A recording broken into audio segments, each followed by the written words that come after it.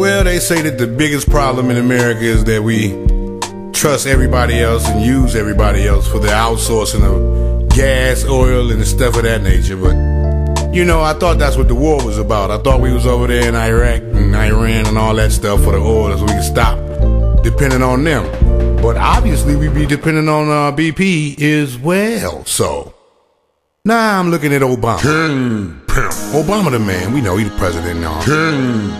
You got Obama starting to take over British Power. BP. British Power. You know, that's the company that Tony Hayward is the CEO of. You know, Tony Hayward from Britain. British Power from Britain. Right. Dig this. Tony Hayward been saying stuff like, you know, I just want my life back and blah, blah, blah, crying like a bitch ever since the oil spill went down, right? Okay, so here's the new thing that's going on now.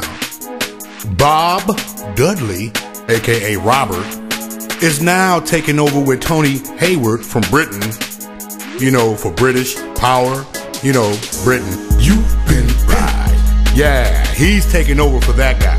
Guess where Robert Dudley's from? Mississippi. Nothing to do with Britain at all. Neither does Obama. What about this? Kevin Costner. Okay, so now we got Obama, Robert Dudley from Mississippi, and Kevin Costner selling everybody at BP this machine to separate oil and water. So the savior, Kevin Costner, and the new savior, Robert Dudley and Obama, which are all from America, sounds like they're changing BP, British Power, to AP, American Power. And I call that Grand Pimpin'.